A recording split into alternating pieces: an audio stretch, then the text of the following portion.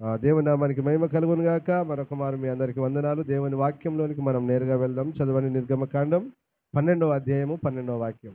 ఆ రాత్రి ఆ, ఆ, నేను ఐగుప్తు దేశమందు సంచరించి ఐగుప్తు దేశమందని మనుషులలోనే గాని మనుషులలోనే గాని జంతువులలోనే గాని తొలి సంతతి అంతయు హతము చేసి ఐగుప్తు దేవతలందరికీ తీర్పు తీర్చెదను. అందరూ ఆమేన్ చెప్దామా? హల్లెలూయా. మనం నేర్చుకుంటున్న పాఠం ఏంటంటే ఐగుప్తు దేవతలకు తీర్పు. ఎవరికి నాన్న? ఐగుప్తు దేవతలకు తీర్పు ఎలాగ జరిగింది? అక్కడ బైబిల్లో ఆ దేవి దేవతల పేర్లు రాయబడలేదు, కానీ చరిత్ర గ్రంథాల్లో రాయబడ్డాయి. వారు ఏ దేవుళ్ళను, ఏ దేవతలను వారు సేవించేవారు, దేవుడు వారికి ఎలాగైనా తీర్పు తీర్చాడు అనే సంగతులు మనం నేర్చుకుంటున్నాం. అనే సంగతులు, సత్యాలు నాకు తెలియకపోయినా తెలుసుకొని మీకు చెప్తున్నాను. నాకు తెలియకపోయినా, బైబిల్లో లేకపోయినా ఆ చరిత్ర గ్రంథాలు చదివి తెలుసుకొని సెర్చ్ చేసి మీకు చెప్తున్నాను. కాబట్టి మీరు అర్థం చేసుకోవాలని ప్రభు పేరట తెలియజేస్తున్నాను. దేవునికి స్తోత్రం. హల్లెలూయా, హల్లెలూయా. ఈరోజు వారి మీదకి వచ్చిన తీర్పును గురించి నేర్చుకుందాం. ఏ తీర్పు వారి మీదకి వచ్చింది? ఇంతకు మునుపు మనము వడగళ్ళ గురించి నేర్చుకున్నాం. దాని గురించి పూర్తి వివరణ నేను మీకు ఇవ్వలేదు, కానీ కొంతవరకే అలాగ చెప్పాను. ఆకాశం నుంచి వడగళ్ళు కురిపించబడ్డాయని ఆకాశం గురించి నేను చెప్పాను. ఆకాశం యొక్క ప్రాముఖ్యత, ఆకాశములెన్ని అనే సంగతులు నేను మీకు తెలియజేశాను. దేవునికి స్తోత్రం. హల్లెలూయా. అయితే ఆకాశం నుంచి వడగళ్ళు కురిపించబడ్డాయి. వడగళ్ళు కురిపించబడిన తర్వాత కూడా ఈ ఫరో రాజు ఇజ్రాయేలు ప్రజల్ని ఆ బానిసత్వంలోంచి పోనివ్వట్లేదు. వారిని అలాగనే బంధించి పెట్టి బానిసలుగా వారిని చూస్తూ ఉన్నారు. సో దేవుడు మళ్ళీ దర్శించి, మోషే, అహరోన్, మీరు వెళ్ళి ఫరోతో మీరు మాట్లాడండి, ప్రజల్ని పోనీయమని చెప్పండి, లేకపోతే ఈసారి అతడు పోనీయకపోతే వారి దేశం మీదకి మిడతలను పంపుతానని చెప్పండి అని చెప్పారు. అన్నట్లుగానే మోషే, అహరోన్లు వెళ్ళి రాజుతో మాట్లాడి అనేక సంగతులు అక్కడ రాయబడి నిర్గమకాండం 10వ అధ్యాయం. నిర్గమకాండం 10వ అధ్యాయం మొదటి వాక్యం నుంచి మీరు కనీసం కొన్ని వాక్యాలు చదవాలి, 14, 15 వరకు చదవాలి. కానీ అవి అన్ని ప్రాముఖ్యమైన అవసరం లేదు. 3, 4 వాక్యం చదవండి, 3, 4, 5 చదవండి. కాబట్టి మోషే అహరోనులు ఫరో యొద్దకు వెళ్ళి ఫరో యొద్దకు వెళ్ళి అతన్ని చూసి ఇలాగు చెప్పిరి, హెబ్రీయుల దేవుడగు యెహోవా సెలవిచ్చినదేమనగా నీవు ఎన్నాళ్ళ వరకు నాకు లొంగనొల్లక నాకు లోబడక యుందువు. నన్ను సేవించుటకు నా జనులను పోనిమ్ము. నీవు నా జనులను పోనీయ నొల్లని ఎడల ఇదిగో రేపు నేను మిడతలను నీ ప్రాంతంలోనికి రప్పించెదను. ఎవడును నేలను చూడలేనంతగా అవి దాన్ని కప్పును. తప్పించుకొనిన శేషమును అనగా వడగండ్ల దెబ్బను తప్పించుకొనిన మిగిలిన దానిని అవి తినివేయును. పొలములో మొలిచిన ప్రతి చెట్టును తినును. మరియు అవి నీ ఇండ్లలోను, నీ సేవకులందరి ఇండ్లలోను, ఐగుప్తీయులందరి ఇండ్లలోను నిండిపోవును. నీ పితరులు గాని నీ పితామహులు గాని ఈ దేశంలో ఉండిన నాట నుండి నేటి వరకు అట్టి వాటిని చూడలేదని చెప్పి ఫరో ఎదుట నుండి బయలు వెళ్ళను. వెళ్ళారు. వెళ్ళిన తర్వాత దేవుడు వారికి చెప్పాడు, ఆకాశం వైపు నీ కర్ర ఎత్తు అన్నాడు. వారు కర్ర ఎత్తి చేతులెత్తి ప్రార్థించారు. తూర్పు గాలి చేత వచ్చి ఏమయ్యాయంటే బిడ్డలారా, ఈ ఐగుప్తు దేశం మొత్తం మిడతలు నిండిపోయాయి. మిడతను మీరు చెట్ల మీద ఇక్కడెక్కడ చూస్తూ ఉంటారు కదా, ఇక్కడెక్కడ చెట్ల మీద చూస్తూ ఉంటారు. వాటి ఆహారం ఏంటిది? మిడతది ఆకులు. మిడత ఆహారం ఏంటిది నాన్న? ఆకులు, గడ్డి, చెట్ల ఆకులు. మనము కూర తోటలు అంటాం కదా, తోటకూర, పాలకూర ఇలాంటివి ఉంటాయి కదా, ఇవన్నీ. అయితే ఇప్పుడు వడగళ్ళ దెబ్బ చేత ఏదేదైతే నాశనం కలదో ఇప్పుడు ఇవి ఏం చేస్తున్నాయి? మొత్తం తినేస్తున్నాయి. అర్థమవుతుందా? ఆకుకూరలు తింటున్నాయి, తోటకూరలు తింటున్నాయి, పాలకూరలు తింటున్నాయి, కొత్తిమీర తింటున్నాయి, అమ్మా ఇంకా చెట్ల ఆకులు తింటున్నాయి. చెట్టు మీద లాగు ఆలితే ఆకులే లేవు, మొత్తం తినేస్తున్నాయి. ఆ చెట్ల పండ్లను కూడా తింటున్నాయి, మొత్తం తింటున్నాయి. ఇప్పుడు వారికి ఏం లేదు నాన్న. ఇప్పుడు వరి ఉన్నది, వరి మీద మిడత వాలుద్దా లేదా, వరిని తింటుందా లేదా అని ఇప్పుడు ఏం లేదు, వారికి పంట కూడా లేదు. వారికి ఏం లేదు నాన్న, పంట కూడా లేదు, మొత్తం తినేస్తున్నాయి. వారి పంటను మొత్తం తినేస్తున్నాయి. వారి పంటలను ఏం చేస్తున్నాయో మొత్తము తినివేస్తున్నాయి. ఇక దానికి ముందే ఆ ప్రజలు, ఆ ప్రధానులు వెళ్ళంటారు, రాజా మన దేశం నాశనమైంది, నీకు కనబడట్లేదా? ఇంకా వాళ్ళతో వాద్యం ఎందుకయ్యా, అనవసరంగా నశించిపోతున్నాం కదా, ఆ ప్రజలు పోతే పోయింది పోనీ అయ్యా అని చెప్పి వాళ్ళు అన్నారు. ఆయన ఫరో వినలేదు. పిలిచి ఏమన్నాడంటే, అరే బాబు మీరు ఎవరెవరు వెళ్తారా, మీరు పురుషులు మాత్రమే వెళ్ళాలి అన్నారు. లేదు సార్, మేము పురుషులం కాదు, మా భార్యలు, మా పిల్లలు, మా కుమారులు, మా కుమార్తెలు, మా గొడ్లు గోద, మా గొర్రె మేకలు సమస్తం మేము వెళ్ళి మా దేవునికి బలి అర్పించాలి, అందరం వెళ్తామంటే, పోరా మీకు అర్థం కాదు పడి అని పంపించారు. ఆయన బయటకు వచ్చిన తర్వాత యెహోవా అతన్ని చెప్పగానే కథం ఆకాశం అయిపోతాగానే మిడతలు వచ్చేసినాయి. దేవునికి స్తోత్రం, హల్లెలూయా, హల్లెలూయా. సో బిడ్డలారా, ప్రజలకు, జ్ఞానులకు, మంత్రగాళ్ళ కన్నా కొంచెం అర్థమవుతుంది కానీ పరిస్థితులు ఈ రాజుకి అర్థం కావట్లేదు. రాజుకి ఎందుకు అర్థం కావట్లేదు? ఏంటి అక్కడ జరిగిన సంగతి అని అంటే, రాజు ఏం చేశాడు, దేవుడు ఏం చేశాడు, ఈ రాజు యొక్క హృదయాన్ని కఠినపరిచాడు. రాజు యొక్క హృదయాన్ని కఠినపరిచాడు దేవుడు. దేవునికి స్తోత్రం, హల్లెలూయా. ఎందుకు కఠినపరిచాడంటే, సర్వలోకానికి మన ప్రభువే దేవుడనని తన్ను తాను మహిమపరుచుకున్నట్లుగా ఆయన కఠినపరిచాడు. హల్లెలూయా, హల్లెలూయా. ఇది దృష్టాంతములుగానే ఉన్నాయి కానీ వీటి మీద దేవుని గొప్ప తీర్పులు కనబడుతున్నాయి. అర్థమవుతున్నాయి? దేవుని గొప్ప తీర్పులు కనబడుతున్నాయి. మీకు ఒక విషయం తెలుసా అండి, బోధలో నిత్యమైన తీర్పును గురించి ఇదొక బోధ. అపోస్తలుల బోధలో ఇదొక బోధ. హెబ్రీయులకు రాసిన పత్రిక 6వ అధ్యాయం మొదటి 2 వాక్యాలు చదువునానా? కాబట్టి నిర్జీవ క్రియలను విడిచి మారు మనసు పొందుటయు దేవుని అందలి విశ్వాసమును బాప్తిస్మములను గూర్చిన బోధయు హస్త నిక్షేపణము మృతుల పునరుత్థానము నిత్యమైన తీర్పు అను పునాది మరలా వేయక. అందరూ ఆమె చెప్తారు గట్టిగా. ఇదేంటిది? ఒక బోధ. ప్రజలు భయపడతారు సార్, తీర్పును గురించి చెప్తే భయపడతారండి, ప్రజలు దేవుని యొద్దకు రారండి. మరి ఏం చెప్తారో వాళ్ళకి ఏం చెప్పాలి? మరి తీర్పులు ఇలాగ జరిగాయి, ఇలాగ జరగబోతున్నాయి, ఇలాగ జరుగుతాయనే తీర్పు గురించి చెప్పకపోతే ఈ ప్రజలు ఎక్కడ భయపడతారు, వీళ్ళు ఎక్కడ మారు మనసు పొందుతారు, వీళ్ళు ఎక్కడ పరలోకానికి సిద్ధపడతారు? అలాగ చెప్తే ప్రజలు భయపడతారట, దేవుని యొద్దకు రారట. వాళ్ళు వచ్చి ఇంత నీ కానికిస్తే చాలు బ్రతికేస్తావా? వాడు ఎక్కడైనా పని అయ్యా. కొందరు సేవకులు మాట్లాడుతుంటే చాలా బాధ అనిపిస్తుందండి. ఇదొక బోధ. మారు మనసు, బాప్తిసం, పరిశుద్ధాత్మ, హస్త నిక్షేపణల గురించి, మృతుల పునరుత్థానం అనగా చనిపోయి తిరిగి లేస్తారనే బోధ, మృతుల పునరుత్థానం గురించిన బోధ, అలాగే నిత్యమైన తీర్పు. ఆమేన్, హల్లెలూయా. స్టార్టింగ్ నుంచి ఎండింగ్ వరకు జరగబోయే తీర్పులను గురించి బోధించాలి, అది బోధ. దీన్ని బోధించారట ప్రజలు. దీని గురించి చెప్తే రారు సార్, మనకెందుకు, వచ్చిన వాళ్ళకు ఈ కథ ఆ కథ చెప్తామా? యేసు ప్రభు దీవించే దేవుడు, ఆశీర్వదించే దేవుడు, బాగు చేసే దేవుడు, నీ కన్నీళ్లను తూర్చే దేవుడు. That's it. చెప్పినమా? ప్రజలు ఉజ్జీవింపబడ్డారా? ఏం వాక్యం అన్నారా? మనం వాళ్ళు అటు వెళ్ళిండు, మనం ఇటు వెళ్ళిండు, వాళ్ళు ఇంతో అంత తులభం పనమ కారకిస్తే మనం తిన్నామా, హాయిగా ఉన్నామా? మనకి ఎందుకండి బాధ, మనకి ఎందుకండి నొప్పి అనే స్థితిలో చాలామంది 100కి 98 మంది ఉన్నారు. నేను చూసిన సేవకుల్లో, ఖచ్చితంగా నేను చూసిన సేవకుల్లో చెప్పగలను, పెయిన్ తీసుకొని, అంటే నొప్పి వాళ్ళకు తగలొద్దు, సేవకునికి ప్రజలకు నొప్పి తగలొద్దు, బాధపడతారు. 100కి 98% సేవకులు అలాగనే ఉన్నారు. ఇంకా తీర్పును గురించి బోధించి ఉపదేశించిన తీర్పులు చెప్పని సేవకులు ఎందరో ఉన్నారు. దేవునికి మహిమ కలుగును గాక. కొందరు అప్పుడప్పుడు చెప్తూ అలాగూ ఉంటారు. దేవుడు వారిని దీవించును గాక. ఆమేన్, హల్లెలూయా. రైట్. నేను ఐగుప్తు దేవతలకు తీర్పు తీర్చాను. ఐగుప్తు అంటే ఆత్మానుసారంగా అర్థమైంది నాన్న, లోకం. ఇప్పుడు మనం నేర్చుకోవాల్సిన పాఠం ఏంది? ఐగుప్తులో ఉన్న దేవతలకు తీర్పు జరిగింది, అలాగనే లోకంలో ఉన్న దేవి దేవతలకు ఒకరోజు తీర్పు జరగబోతుంది. ఆమేన్, హల్లెలూయా. తీర్పు జరగబోతుంది. మన దేవుని పేరే తీర్పు తీర్చే దేవుడు. ఆయన ఎవరండి? ఆయన న్యాయం తీర్చే దేవుడు, తీర్పు తీర్చే దేవుడు. ఆయన తీర్పులు న్యాయమైనవి. కాబట్టి నాన్న, తీర్పుల గురించి మనం నేర్చుకుందాం. రైట్.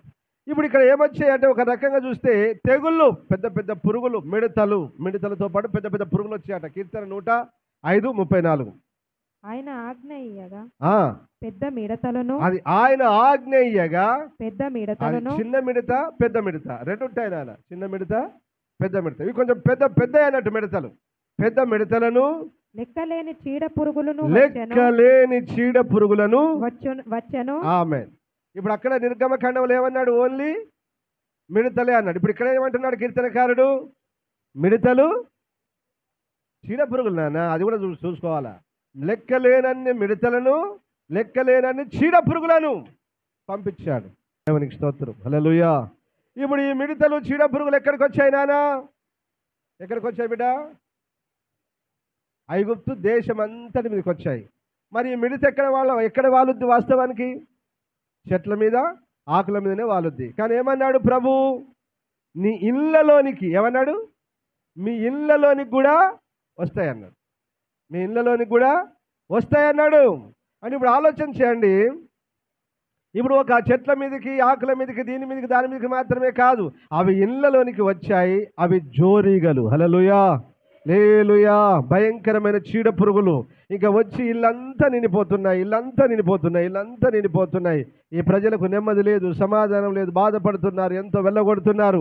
ఇవి వెళ్ళగొట్టడం మాత్రమే కాదు, ఇప్పుడు ఏం చేస్తున్నారు వీరు అంటే, ఇలాంటి చీడ పురుగుల నుండి, ఇలాంటి మిడతల నుండి వారిని కాపాడే దేవి దేవతలు ఉంటాయి కదా, వాటికి మొక్కుతున్నారు, వాటికి ప్రార్థన చేస్తున్నారు.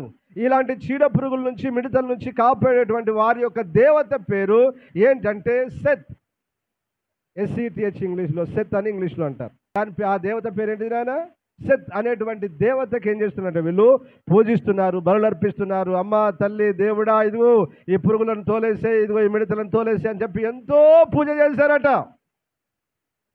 కానీ చరిత్ర చెప్తుంది, వారి దేవి దేవతలు ఏమీ చేయలేకపోయాయి, వెళ్ళగొట్టలేకపోయాయి, మాట్లాడలేకపోయాయి, జవాబు ఇవ్వలేకపోయాయి. ఇప్పుడు అందరు ఎక్కడికి వెళ్ళారు? ఇక మళ్ళీ ఎక్కడికి వెళ్ళారు? ఇప్పుడు రాజు దగ్గరికి వెళ్ళారు. రాజా, మన దేవి దేవతలకు మేము ఎంతో పూజలు చేశాం, మొక్కాం, ప్రార్థించాం, ఆరాధన చేశాం, కానీ ఇవి పోవడం లేదు.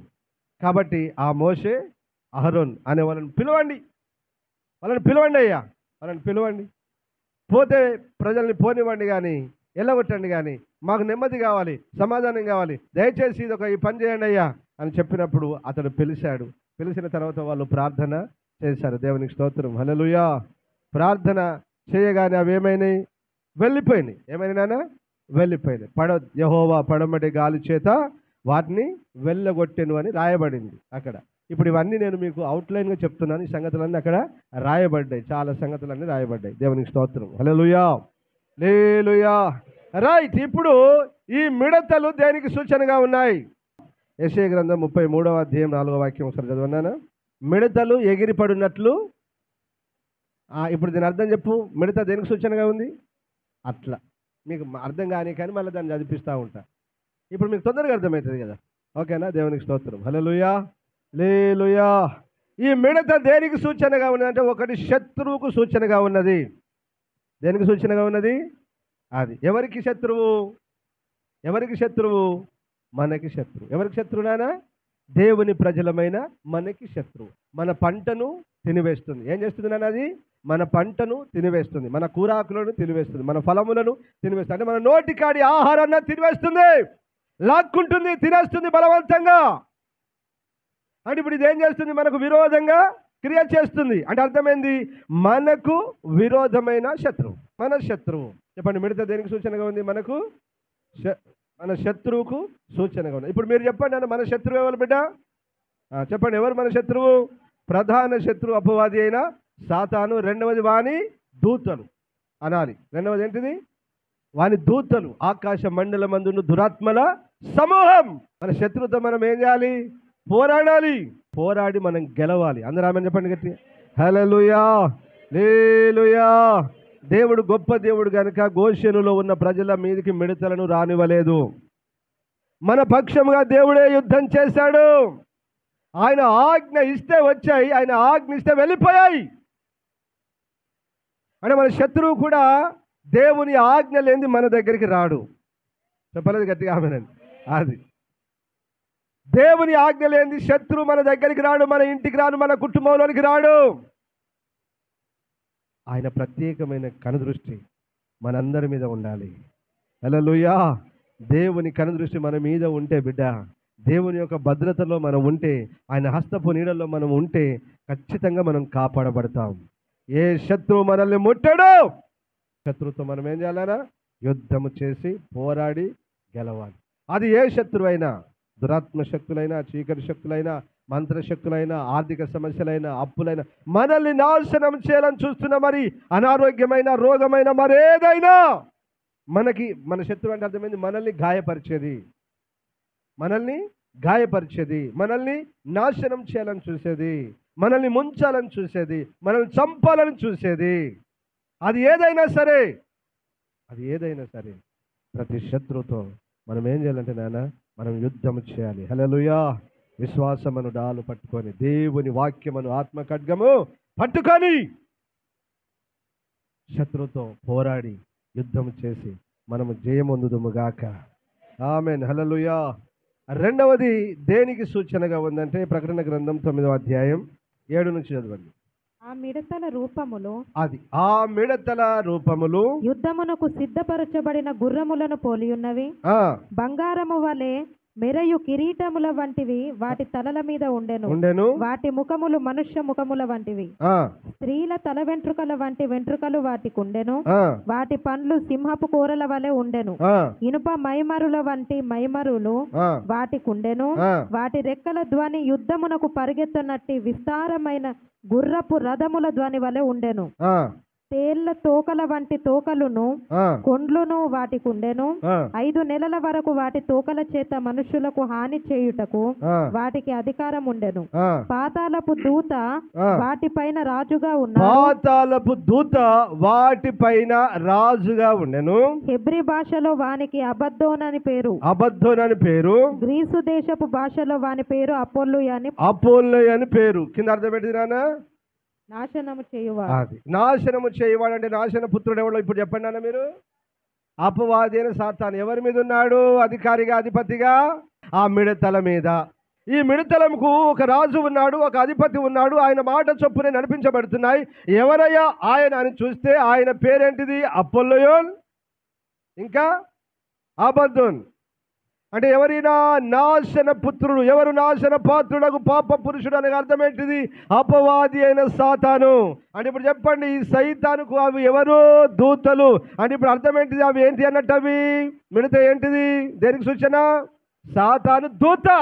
అంటే దురాత్మ శక్తులు, చీకటి శక్తులు, మంత్రశక్తులు, దయ్యపు శక్తులు, వీటన్నిటికీ సూచన అవి. నేను సూచన చెప్పాను మీకు, అర్థమవుతుంది మీకు. ఏం చెప్పాను మీకు? ఫస్ట్ ఏం చెప్పాను? ఒకటి శత్రువు. రెండవదిగా దేనికి సూచన అన్నాను? అపవాది అయిన సాతాను దూతలకు సూచన. ఇంకా ఇప్పుడు కొంచెం వాక్యంలోనికి వెళ్దాం. ఇవి ఏం చేస్తాయి? ఇప్పుడు మనకు మిడితే, ఇప్పుడు మనకిది మిడితే చిన్నగానే కనపడుతుంది. కానీ ఐగుప్తులో పంపినప్పుడు కాస్త పెద్దదిగా ఉంది. ఐగుప్తులను ఏం చేసింది నాయన? సర్వనాశనం చేసింది.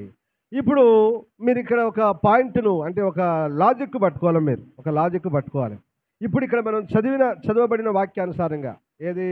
ప్రకటన గ్రంథంలో చదవబడిన వాక్యానుసారంగా ఇది ఇప్పుడు ఎవరి దూతలు? అవి సాతాను దూతలు. రైట్. ఇప్పుడు సాతానును ఈ లోకంలో ఉన్న ప్రజలందరూ ఏమని మొక్కుతున్నారు? చెప్పాలి, గట్టిగా అందరు చెప్పాలి. సాతానును, దయ్యపు శక్తులను, దురాత్మ శక్తులను ఈ లోకంలో ఉన్న సమస్త ప్రజలు ఏమని మొక్కుతున్నారు? అది ఇప్పుడు పాఠం ఏంటంటే, ఏది దేవుడని వారు మొక్కుతున్నారు? అర్థమైందా? ఏది దేవుడని వారు మొక్కుతున్నారు? మమ్మల్ని రక్షించేది, మమ్మల్ని కాపాడేది, మమ్మల్ని నడిపించేది, మమ్మల్ని పోషించేదని ఏది దేవుడని వారు మొక్కుతున్నారు? ఇప్పుడు ఆ దేవుడు ఏం చేస్తున్నారు? వారి దేవుడే వారి పంటను తినేస్తున్నారు. వారి దేవుడే వారి ఆహారాన్ని తినేస్తున్నారు. వారి దేవుడే వారికి నెమ్మది లేకుండా చేస్తున్నారు. వారి దేవుడే వారిని ఒక్క మాటలో చెప్పాలంటే నాశనం చేస్తున్నారు.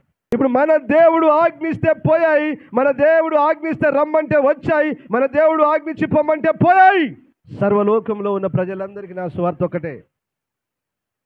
మీరేది దేవుడని, ఏది రక్షించేది, ఏది కాపాడబడేది, ఏది కాపాడుతో అని దేన్నైతే మీరు మొక్కుతున్నారో, ఆరాధిస్తున్నారో, సేవిస్తున్నారో, ఒకరోజు అది మిమ్మల్ని నాశనం చేయబోతుందనే సత్యాన్ని ఈ లోకంలో ఉన్న ప్రతి ఒక్కరూ ఎరగాలి. హల్లెలూయా, హల్లెలూయా. రైట్. ఇప్పుడు ప్రకటన గ్రంథం 9వ అధ్యాయం 1వ వాక్యం నుంచి 12 వాక్యాల వరకు 11 వాక్యాల వరకు జాగ్రత్తగా ఒక్కొక్కటి చదవండి. నేను వివరిస్తాను. ముందు చదివేసాను ఒక్కసారి.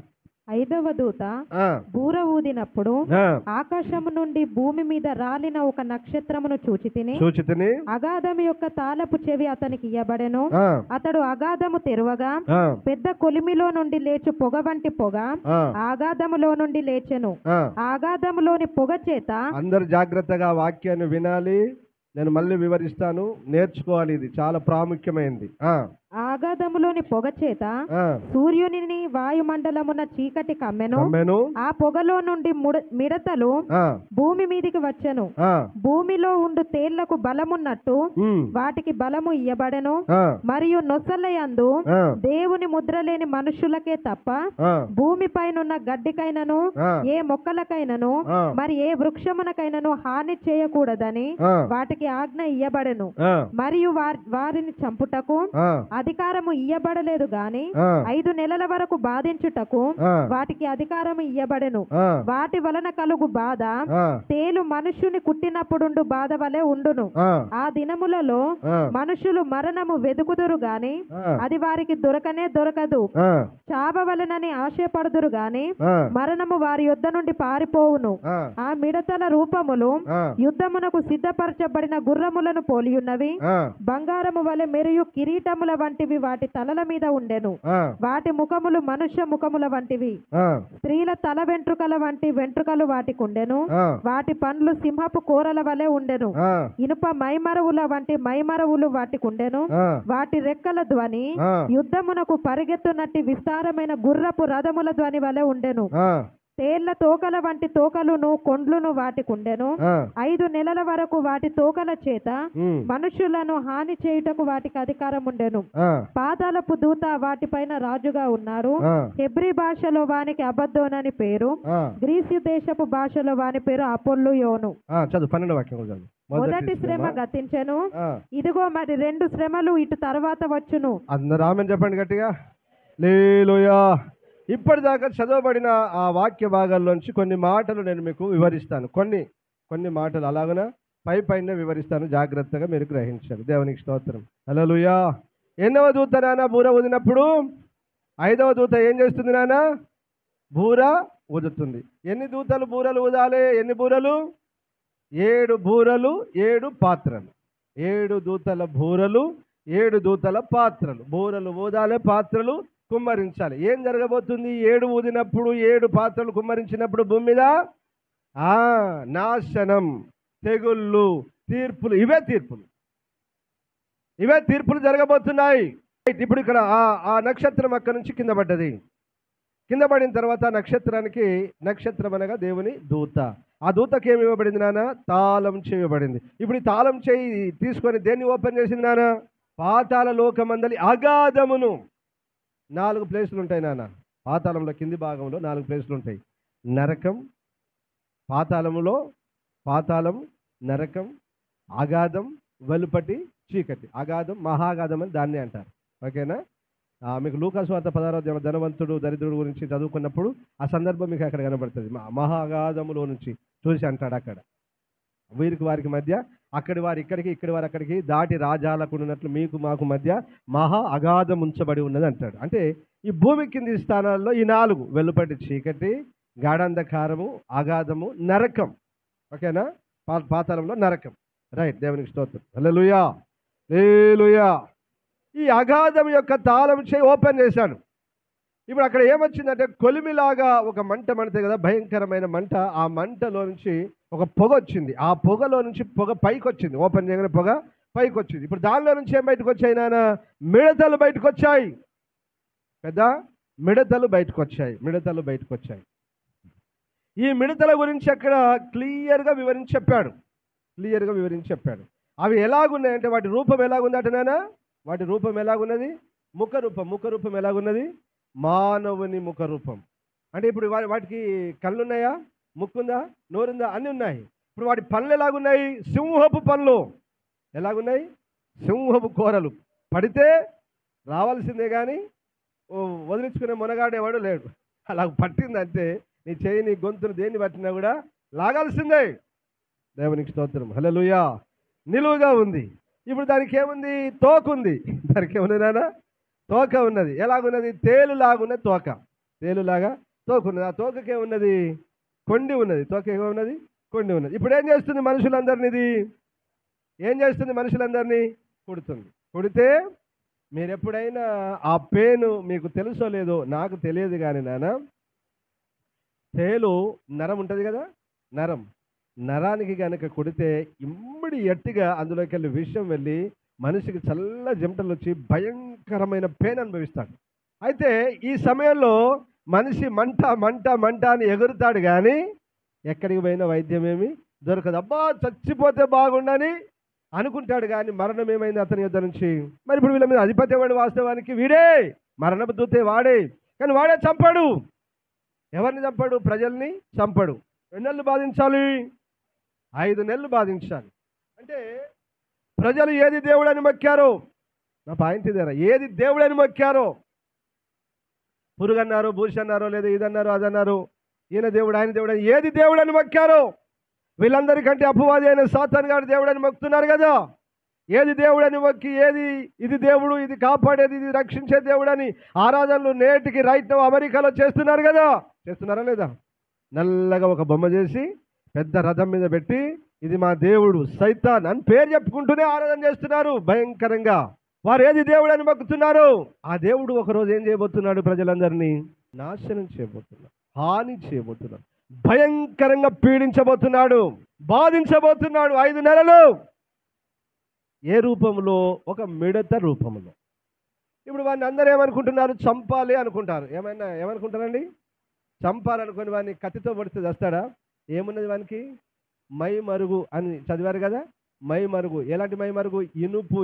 ఇనుము చేత చేయబడిన మై మరుగు. ఇనుము చేత చేయబడిన మై మరుగు. అంటే నువ్వు ఇనుమును కత్తి పొడిస్తే దిగుద్దా?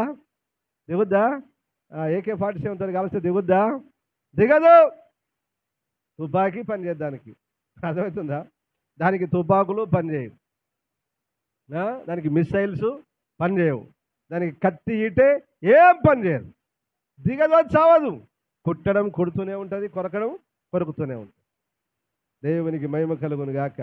హల్లెలూయా, హల్లెలూయా. రైట్. ఎవరిని కుడుతుంది? ఎవరిని బాధిస్తుంది? ఎవరికి హాని కలగజేస్తుంది? ఎవరిని పీడిస్తుంది? దేవుని ముద్ర లేని వారిని. మరియు నొసలయందు దేవుని ముద్ర లేని మనుషులకే తప్ప, నొసలయందు దేవుని ముద్ర లేని మనుషులకే తప్ప, భూమిపైనున్న గడ్డికైనను ఏ మొక్కలకైనను మరి ఏ వృక్షమునకైనను హాని కలుగజేయకూడదని వాటికి ఆజ్ఞ ఇయ్యబడను. అందరూ ఆమేన్ చెప్పండి గట్టిగా. హల్లెలూయా. ముద్ర లేని వారికి అది క్రైస్తవుడైనా, క్రైస్తవేతరుడైనా, దేవుని నమ్మిన వాడైనా, దేవుని నమ్మని వాడైనా, ఈ ప్రపంచంలో ఎవరైనా సరే, అది స్త్రీలైనా, పురుషులైనా, పిల్లలైనా, పెద్దలైనా, దేవుని బిడ్డలైనా, దేవుని ఎరగని వారు, అన్యులైనా, ఎవరైనా దేవుని ముద్ర లేని వారికి భయంకరమైన హాని ఒకరోజు జరగబోతుంది. భయంకరమైన కీడు జరగబోతుంది. కేవలం ఒక మిడత చేత హాని చెందబోతున్నావు. దేవునికి మహిమ కలుగును గాక. హల్లెలూయా. రైట్. ఇప్పుడు దేవుని ముద్ర అంటే ఏంటి? ఇది కొన్ని విధాలుగా ఉంటుంది. ఒక 2-3 విధాలుగా ఉంటుంది. నన్ను చూడండి. ఒకటి సైతాన్ ముద్ర అనండి. ఒకటే ముద్ర సైతాన్ ముద్ర. రెండవది దేవుని ముద్ర. మూడవది మనుషుల ముద్ర. ఏ ముద్ర? మనుషుల ముద్ర ఏంటిదో చెప్పండి. ఐశ్వర్యరాజు రాజు లేదా? ఏం చేసింది అక్కడ? ఉంగరము తీసుకొని రాజముద్ర వేసి అది మనుషుల చేత ముద్రించుకున్నారు. ఇప్పుడు మీ అందరికీ తెలుసు, సీల్ ఎత్తారు కదా ప్రతిదానికి. ఈ కంపెనీ క్లోజ్ చేసి ఏం చేస్తారు ముందు? సీల్. అదేం సీల్? అది గవర్నమెంట్ది. మనుషులు వేసే ముద్ర. ఇట్లా ఎగ్జాంపుల్ మీకు అర్థం కానీ చెప్పిన, ఓకేనా? అంటే మనుషులు అనగా రాజులు, అధిపతులు, అధికారులు వేసే ముద్ర. ఒకటి దేవుడు వేసే ముద్ర, 2 సైతాన్ గారు వేసుకునే ముద్ర. దేవునికి స్తోత్రం. హల్లెలూయా. ఈరోజు మనము దేవుని ముద్రను గురించి తెలుసుకుందాం. ఏంటిదంటే దేవుని ముద్ర. ఇప్పుడు దేవుని ముద్ర ఏంటిదో మీరు చెప్పండి. ఏమైనా తెలుసా?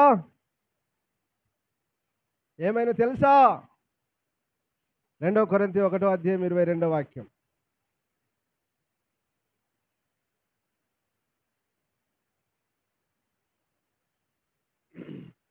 2 కొరింథీ 1:22 ఆయన మనకు ముద్ర వేసి మన హృదయములలో మనకు ఆత్మ సంచకరువును అనుగ్రహించి ఉన్నాడు. అందరూ ఆమేన్ చెప్పండి గట్టిగా. హల్లెలూయా. ఎఫెసీయులకు రాసిన పత్రిక 1:13 మీరును సత్యవాక్యమును అనగా మీ రక్షణ సువార్తను అంగీకరించి క్రీస్తునందు విశ్వాసముంచి వాగ్దానము చేయబడిన దేవుని ఆత్మ చేత మీరు ముద్రింపబడి గట్టిగా చెప్పండి అందరూ ఆమేనని. హల్లెలూయా. దేని చేత ముద్రించబడుతున్నాడు ప్రతి క్రైస్తవుడు? చెప్పాలి నాయనా. దేని చేత ముద్రింపబడాలి? మనం అందరము దేవుని ఆత్మ చేత ముద్రింపబడాలి. దేవుని పరిశుద్ధాత్మను ముద్ర. మరి ముద్ర లేని వారి సంగతి ఏందట? ఈ ముద్ర లేని వాళ్ళ గతి ఇప్పటిదాకా చదువుకున్నారు కదా నాన్న. ఏంటిదిరా మిడతలు? ఇంకా ఒక మిడతలేనా? అందరూ అన్ని దురాత్మ శక్తులు, దయ్యపు శక్తులు, ఈ శక్తులు, ఆ శక్తులు, దేవుని ఉగ్రత, దేవుని తీర్పు, పీడన, నాశనం, ఇవన్నీ ఎవరికి? దేవుని ముద్ర లేనివారు. దేవునికి స్తోత్రం. హల్లెలూయా, హల్లెలూయా. దేవుని ఆత్మ చేత మనము ముద్రింపబడాలి. క్రీస్తు రక్తం చేత కడగబడి, దేవుని ఆత్మ చేత కడగబడి, పరిశుద్ధుడు అని ముద్రింపబడాలి.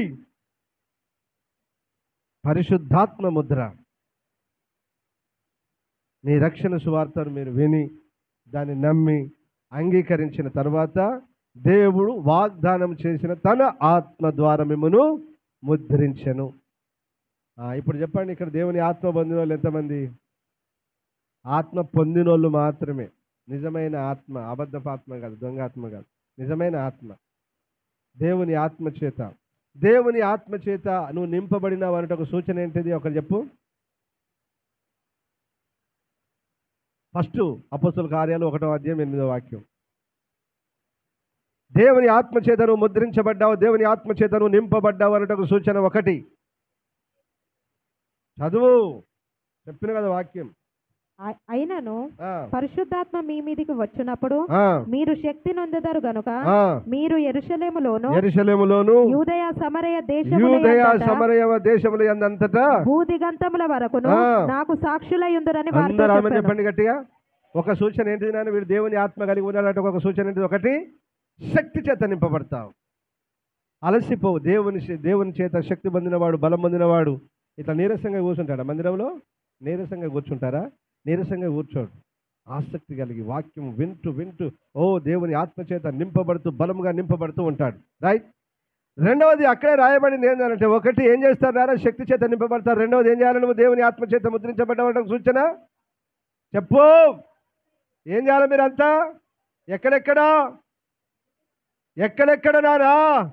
ధర్మపురంలోను, కరుణాపురంలోను, హన్మకొండలోను, వరంగల్లోను, ఏ ఊరికి వెళ్తే ఆ ఊరిలోను, తెలంగాణ రాష్ట్రంలోను, భారతదేశంలోను ఏం చేయాలి? నువ్వు సాక్షిగా ఉండాలంటే ఏం చేయాలి? దేవుడు ఏం చేశాడు నిన్ను? దేవుడు ఎవరు? ఇప్పుడు మనలో చెప్పే సాక్ష్యాలన్నీ ఏంటియో తెలుసా? మనలో చెప్పే సాక్ష్యాలన్నీ ఏంటి చెప్పండి?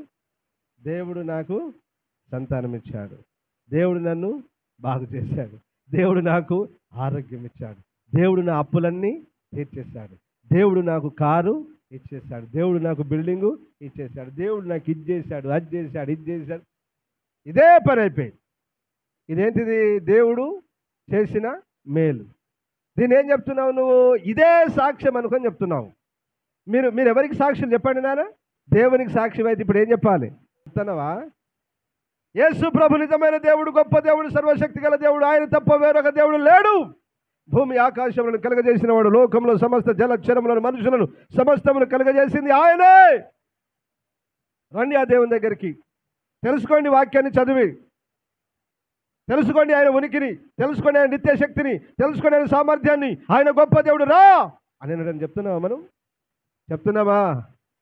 నిజంగా చెప్తున్నాను, వేరే దేవుని ఆత్మ పూర్ణులు, ఇలాంటి వారే దేవుని ఆత్మ చేత ముద్రింపబడిన వారు.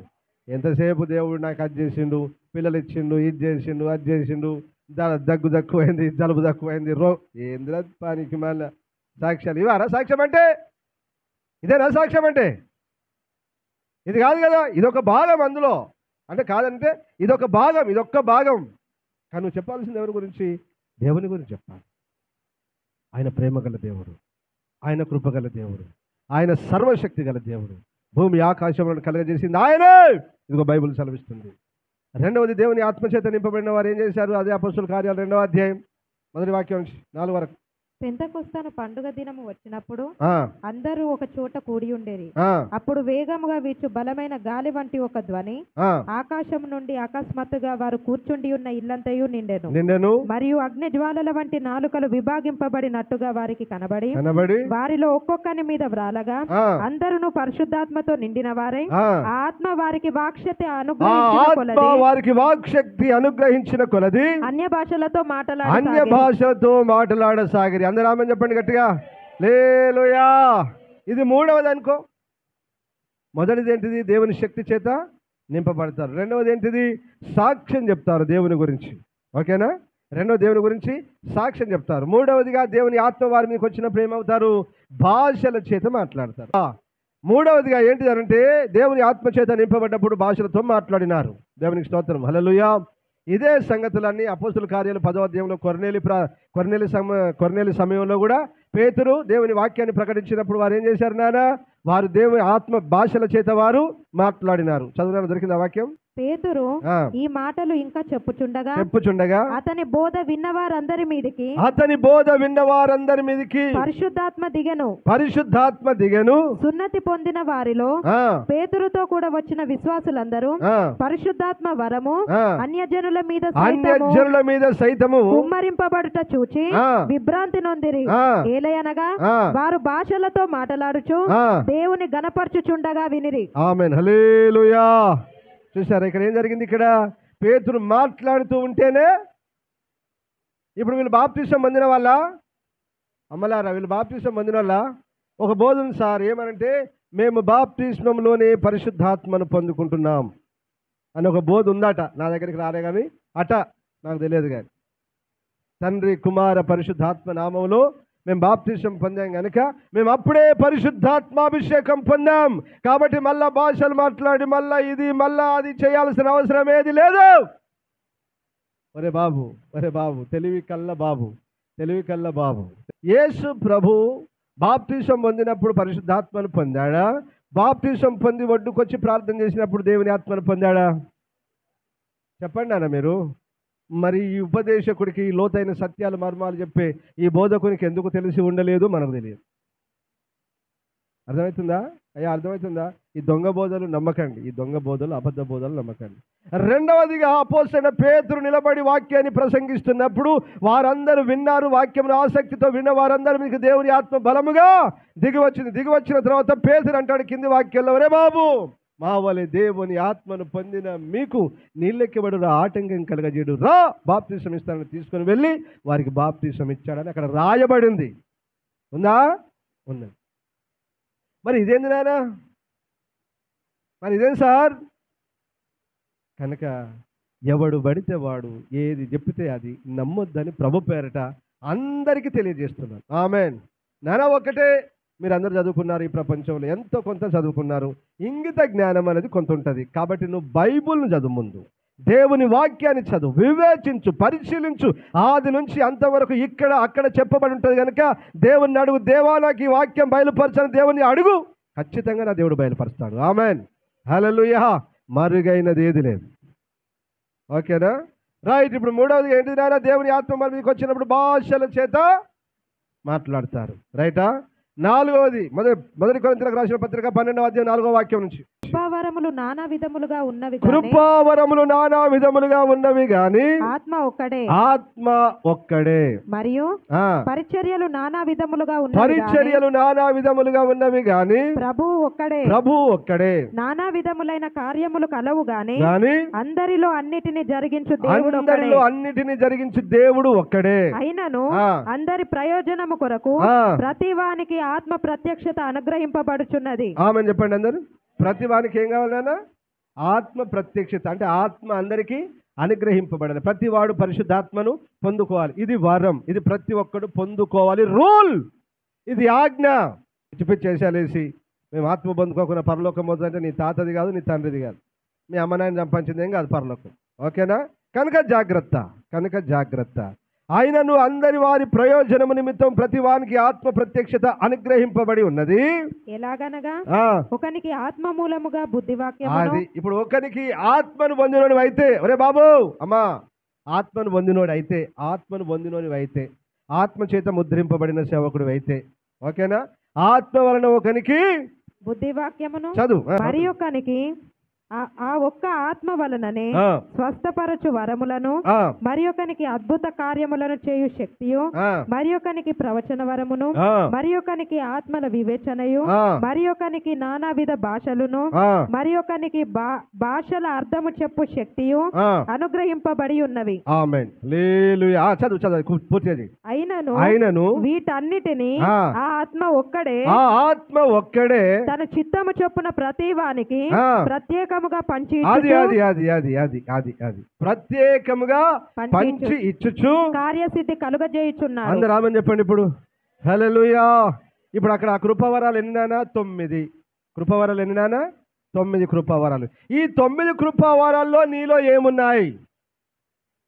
పోనీ 9 కృపావరాలు ఉన్నాయా? ఒకని అంటాడు 9 ఆత్మ కృపావరములు కలిగిన అంటాడు ఒక. ఈ 9 కృపావరాలు ఉన్నాయా నీలో? మరి 9 కృపావరాలు నీలో లేవురా బాబు. నీ సంఘంలో ఉన్నాయా? నీ జీవితంలో ఉన్నాయా?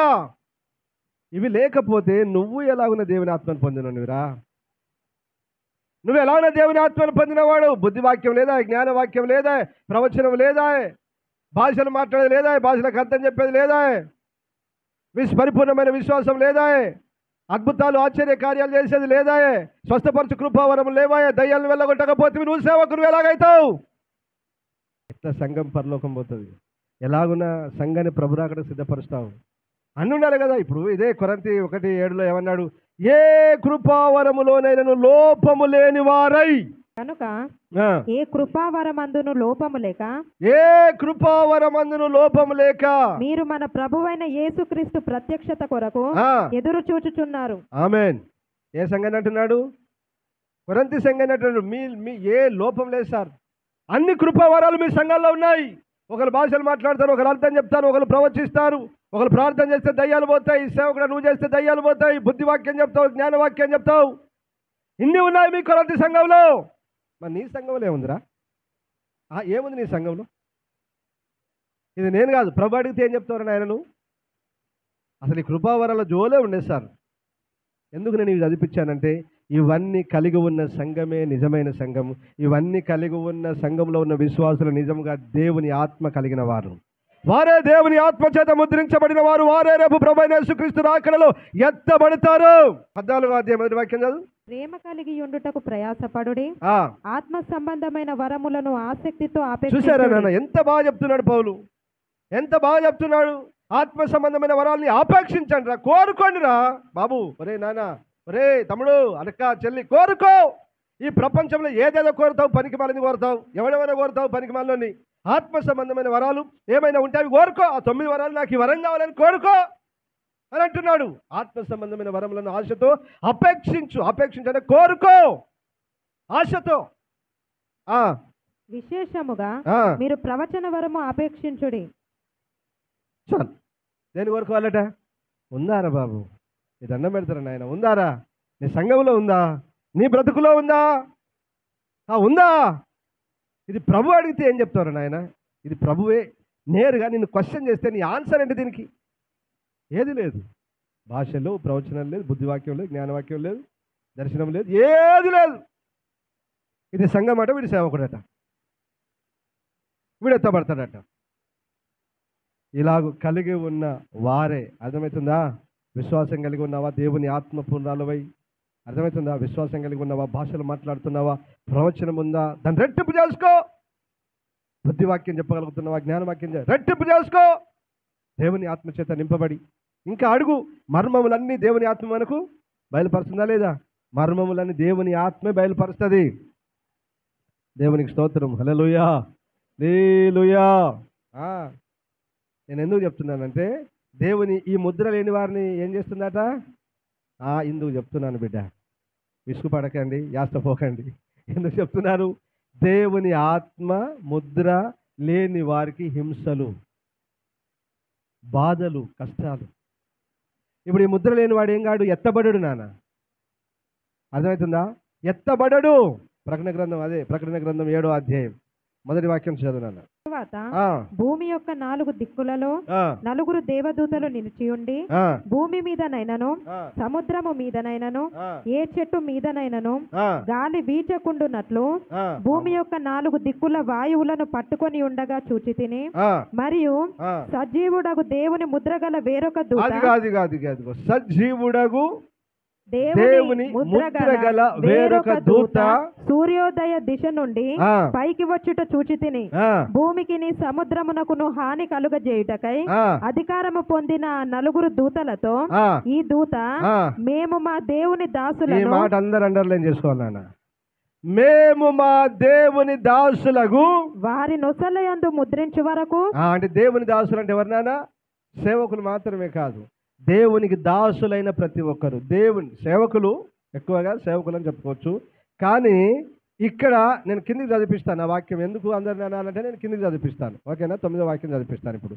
ఇక్కడ దేవుని దాసులు అంటే దేవుని బిడ్డలు, దేవునికి దాసులైన వారు, దేవుని సేవించువారు, దేవుణ్ణి ఆరాధించువారు, దేవుని ఆత్మతో సత్యంతో ఆరాధించి సేవించి దేవునికి మాత్రమే లోబడి బ్రతికేవారు దేవుని దాసులు. దాసుడైపోయిన వాడు ఎవరయ్యారు? అలా ఉన్న బైబిల్లో ఎవరు భుజం వంచారు? ఎవరు ఉంచారు? ఇస్సాకర్ దేవుని దాసుడగుటకు భుజం వంచాడు. ఓకే, వెట్టి చేయ దాసుడు అని రాయబడింది. ఓకే, 5 కంటిన్యూ చేయనా? మేము మా దేవుని దాసులను వారి నొసలయందు ముద్రించు వరకు భూమికైనను సముద్రమునకైనను చెట్లకైనను హాని చేయవద్దని బిగ్గరగా చెప్పెను, మరియు ముద్రింపబడిన వారి లెక్క చెప్పగా వింటిని. ఇక్కడ కిందికి తర్వాత చదువుకోండి, మీరు అంతా కిందికి తర్వాత చదువుకోండి. ఇప్పుడు ఇజ్రాయేలు గోత్రాలలో ఒక గోత్రం చెప్పినారా? ఇజ్రాయేలు గోత్రములన్నిటిలో ముద్రింపబడిన వారు 1,44,000 మంది. ఎవరు వీరు? ఇజ్రాయేలు గోత్రములు 12 గోత్రాలలో 12 గోత్రాల్లో ముద్రింపబడిన వారి లెక్క చూడగా 1,44,000 మంది. ఓకే, ఇప్పుడు 9వ వాక్యం చదివినా డైరెక్ట్. అటు తరువాత నేను చూడగా, ఇప్పుడు 12 గోత్రాలు అయిపోయిన తర్వాత లెక్క. అటు తరువాత నేను చూడగా, ఇదిగో ప్రతి జనములోను, అది ఈ మాట ఇంట్లో మీరు వస్తారు, ఇంట్లో మనం వస్తాం. ప్రతి జనములోను, ప్రతి వంశములో నుండి, ప్రజలలో నుండి, ఆయా భాషలు మాట్లాడు వారిలో నుండి వచ్చి, ఆయా భాషలు ఇంగ్లీష్, హిందీ, తెలుగు, సంస్కృతం, కన్నడ, అన్ని భాషలు, ఆయా భాషలు మాట్లాడు వారిలో నుండి వచ్చి ఎవడును లెక్కింపజాలని ఒక గొప్ప సమూహము కనబడెను. వారు తెల్లని వస్త్రములు ధరించిన వారై ఖర్జూరపు మట్టలు చేత పట్టుకొని సింహాసనము ఎదుటను గొర్రె పిల్ల ఎదుటను నిలువబడి, సింహాసనాసీనుడైన మా దేవునికి గొర్రె పిల్లకై మా రక్షణకై స్తోత్రమని మహాశబ్దముతో ఎలుగెత్తి చెప్పారు. హల్లెలూయా, హల్లెలూయా. ఎవరు వీరు? నొసల్లయందు ముద్ర వేసుకున్నవారు. ఏ ముద్ర? పరిశుద్ధాత్మ ముద్ర, పరిశుద్ధుడు అనే ముద్ర. ఆమేన్, హల్లెలూయా, హల్లెలూయా. ఇప్పుడు చెప్పండి, ముద్ర వేసుకున్నవాడు ఎక్కడికి వెళ్ళిపోయాడు నాన్న? ఎక్కడ నిలబడ్డారు తల్లి వీళ్ళంతా? దేవుని సింహాసనం ఎక్కడది? మీ ఇంటున్నాడా? మీ ఇంట్లో వేసుకొని కూర్చున్నాడా? అమ్మ ఏడేసుకున్నారా దేవుడి సింహాసనము? సియోను పర్వతం మీద మహారాజు సింహాసనాసీనుడై ఉన్నాడు. అక్కడే కదా ఆయన ఉన్నది. ఇప్పుడు వీళ్ళందరూ ఎక్కడికి వెళ్ళాలి? అక్కడ నిలబడి మా రక్షణకై. దేనికి నాన్న? మా రక్షణకై. స్తోత్రమని మహాశబ్దంతో ఎలుగెత్తి ఆయనకు ఆర్భాటముగా గాన ప్రతిగానములు చేస్తూ స్తుతి స్తోత్రాలు చెల్లిస్తూ ఉన్నారు. హల్లెలూయా. ముద్రింపబడిన వారు ఎత్తబడ్డారు. ముద్ర లేకపోతే నీ బ్రతికంది. ఇది చెప్పు నాకు. ముద్ర లేని క్రైస్తవుడా? ఏ ముద్ర లేదు వీనికి? పరిశుద్ధాత్మ అనుముద్ర. భాషలు మాట్లాడితేనే ముద్ర ఇచ్చినట్లా కాదురా భయ్. 9 వారాలు ఉన్నాయి, ఏదో ఒకటి పొందుకోమరండి. భాష దేవుని ఆత్మచేత నింపబడి నీరసంగా ఉండడురా నాయన, నీరసంగా ఉండడురా, నీరసంగా పాడాడురా బాబు. ఉజ్జీవంతో పాడతాడు. అతను దేవుని శక్తిని, దేవుని అభిషేకమును పొందుకున్నవాడు అలాగుంటాడు. ఒక్కొక్కడు ఒక్కొక్క బోధ పునాది వేసుకొని ప్రజలందరినీ నరకం తీసుకుపోతున్నారు. ఇదే నా బాధ అంతా. ఒకడున్నాడు పరిశుద్ధతను గురించి కానీ పరిశుద్ధాత్మల గురించి కానీ అన్నాడు బోధించాడు. పెద్ద సేవకుడు, వేల సంఘాలు. ఏందీ ఏందో శబ్దం? బంజాయి. దేవుడు అల్లరికి కర్త కాదు, సమాధానమునకి కర్త. బంజాయి అంటాడు ఇంకో ఆయన. వేల సంఘాలు, లక్షల మంది. బాధ ఇంతకు మించి ఇంకోటి ఏం లేదు. కళ్ళ ముందు చూస్తుంటే నరకం పోతారు. ముద్ర లేనివాడు ఎవ్వడెత్తబడి ప్రపంచంలో. అలాగని బాప్తిస్మంలోనే పరిశుద్ధాత్మను పొందేశాం అనే బోధ రాంగు. అదే రైట్ అయితే యేసు ప్రభు ఒడ్డు మీదకి వచ్చినాక ఎందుకు ఆత్మను పొందుకున్నాడు? అదే రైట్ అయితే అపోస్తలులందరూ కూడా కొన్ని రోజుల తర్వాత బాప్తిస్మం పొందుకొని యేసు ప్రభుతో తిరిగిన తర్వాత మేడ గదిలో కదా వారు ఆత్మను పొందుకున్నారు. అదేలాగా జరిగింది. ఇదే నిజమైతే అపోస్తలుడైన పేతురు ప్రసంగించినప్పుడు ఆ ప్రజలందరూ ఎందుకు ఆత్మను పొందుకున్నారు? అదే నిజమైతే అపోస్తలుడైన పౌలు అపోస్తల కార్యాలు 19:3-4 వాక్యాల్లో ఎందుకు చేతులుంచగానే పరిశుద్ధాత్మ దిగింది? ఎలాగునా? వీటన్నిటికీ ఆధారం ఏంటి? ఇవి ఆధారం కదా నీకు? చూపెట్టు మరి పోనీ ఎక్కడో పొందుకున్నది. ఒకటే పాఠం ఈరోజు మేము నేర్చుకున్నది ఏంటిది? ముద్ర లేని వానికి శ్రమలు, హింసలు, బాధలు. ముద్ర ఉన్నవాడు ఏమవుతున్నాడు నాన్న? దేవుని ముద్ర కలిగిన వాడు ఏమవుతున్నాడు? ఎత్తబడుతున్నాడు. 7వ అధ్యాయం అంతా ఎత్తబడేదే. అర్థమవుతుందా? ప్రకటన గ్రంథం 7వ అధ్యాయంలో సంఘం ఎత్తబడిపోయింది. ఎవడును లెక్కింప వీలు లేనంత జనం, భూమి మీద నుంచి ఆయా జాతులు, ఆయా భాషలు మాట్లాడే ప్రజలు ఎత్తబడతారు. ప్రభుతో కూడా యుగాయుగాలు ఉంటారు. హల్లెలూయా. ముద్ర వేసుకున్నవాడు ధన్యుడు, ముద్ర లేనివాడు అన్యుడు. కాబట్టి బిడ్డలారా, మిడతలు ఏం చేయబోతున్నాయి? ముద్ర లేని వారిని బాధించబోతున్నాయి. ముద్ర వేసుకున్న మనమందరం తప్పించుకోబోతున్నాం. ఆమేన్. హల్లెలూయా.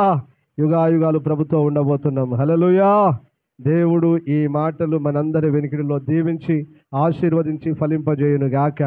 ఇంతవరకు ఓపికగా ఉన్న మీ అందరికీ వందనాలు. దేవుడు మిమ్మల్ని అందరూ దీవించును గాక. మోకరించని ప్రార్థన చేసుకుంటాం.